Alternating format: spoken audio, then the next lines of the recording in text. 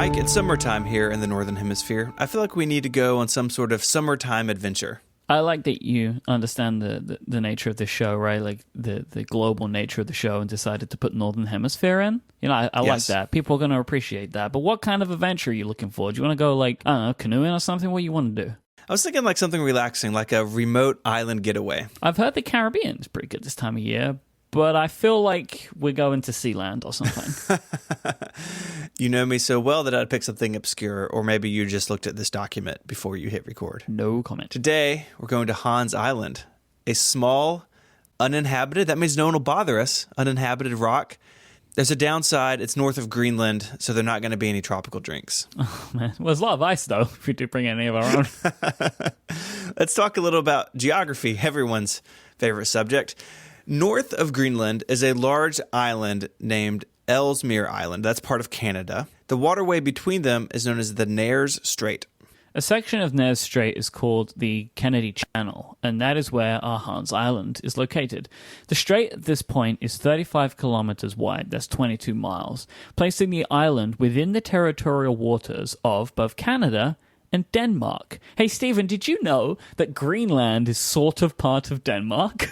Of course, I know that, but why don't you enlighten our audience? So it is claimed by Denmark on behalf of the Greenland self-government and also by Canada. In 1933, the Permanent Court of International Justice declared the legal status of Greenland in favor of Denmark. Denmark claims that geological evidence points to Hans Island being part of Greenland, and therefore that it belongs to Denmark by extension of the court's ruling. It's like some sort of geographic pyramid scheme. Yeah, it's like, oh, we're going to take that part, and then because we have that part, we also have the other bit. Yeah. It's confusing. Like I said, this island is small. It's just half a square mile in size, measuring 4,200 feet long and 3,900 feet wide. And of course, the best part is no one lives there. The island is named after Hans Hendrik, an Arctic traveler and translator who worked on the American and British Arctic expeditions in the 1850s, 60s, and 70s. However, centuries before that, Inuit living in northern Greenland or Denmark or Canada would have known the island and may have used it for hunting and fishing expeditions.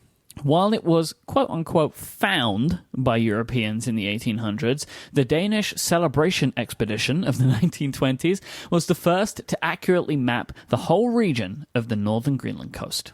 Oh, that's a great name for a trip. Celebration Expedition, I want to go on that. What were they celebrating? Finding islands, man, conquering the world. Interesting. Since the 1960s, numerous surveys have been undertaken in the Nares Strait region, including seismic, ice flow studies, mapping, archaeological, and economic surveys as well. Why do you do an economic survey of something where nobody is? Anyway, in 1972, a team consisting of personnel from the Canadian Hydrographic Service and Danish personnel working in the Nares Strait determined the geographic coordinates for Hans Island.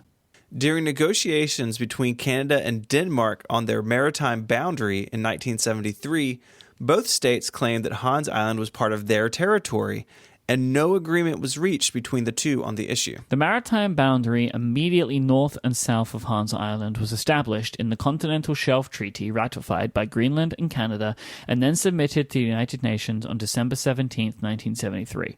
At that time, it was the longest shelf boundary treaty ever negotiated and may have been the first ever continental shelf boundary developed by a computer. We truly do live in the future. That treaty doesn't answer the question of the ownership of Hans Island, though, and instead skips over the island entirely.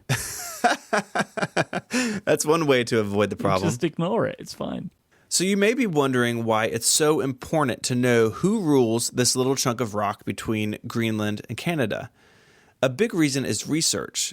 Dome Petroleum is a Canadian oil and gas company, and they have studied the island and the area around it for years, following ice patterns and more. If the island is Canadian, that's not a big deal. But if it's part of Denmark, all sorts of hoops have to be jumped through. If both countries turn their back, there's no one stopping another company from doing bad things to the fragile environment there. With that in mind, the Danish and Canadian government signed an agreement concerning the marine environment in the strait in August of 1983. just going to read you a little part of it. Oh, this sounds fun.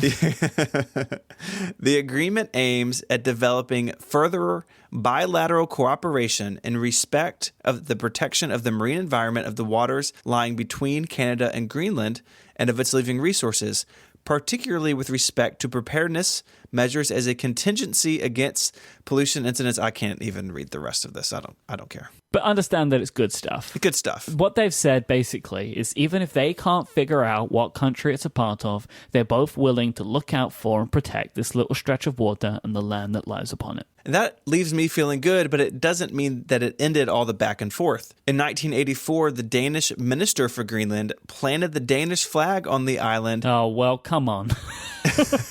And left a little message saying, "Welcome to the Danish island."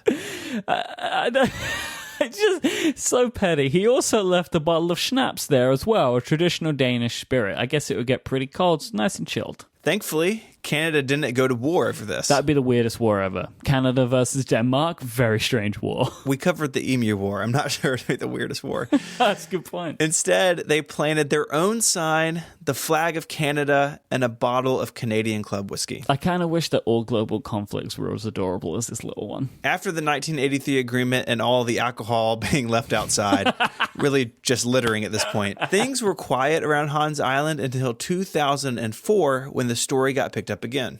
The Arctic Sea region has long been a subject of the dispute. Canada, Denmark, Iceland, Russia, and Norway share a common interest because they regard parts of the Arctic seas as their own national waters. The United States and most European Union countries, on the other hand, officially regard the region as international waters.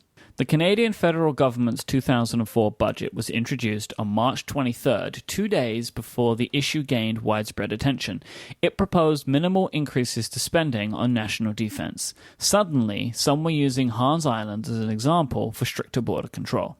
A new article by Adrian Humphreys on March 30th, 2004 in the National Post claimed that Brian Herman, Canada's only diplomat in Denmark, was called before the Danish Ministry of Foreign Affairs to comment about his country's intentions in the dispute. On March 31st, 2004, the Danish and Canadian governments denied that Herman or any other Canadian official was summoned to the Danish Ministry of Foreign Affairs. Both governments stated that the dispute was a long-standing issue and that nothing had changed.